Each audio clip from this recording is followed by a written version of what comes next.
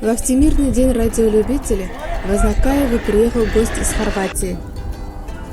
Дитмар Браустингель. Так зовут нашего героя, который приехал по приглашению руководителя Азнакаевской радиостанции Рената Валеева. Он родом из Австрии, живет в Хорватии, владеет 4 языками, включая русский.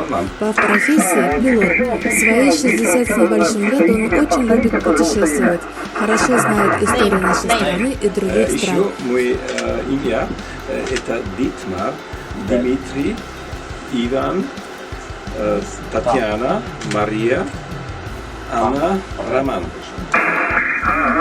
В мире нет другого увлечения, которое сближало бы людей так, как это делает радиосвязь. Она не имеет территориальных или государственных границ, и в нем мирно уживаются представители всех народностей. Совершенно неважно, кто ты – американец или русский, израильтянин или араб. Очень рады видеть в нашем районе гостей таких больших.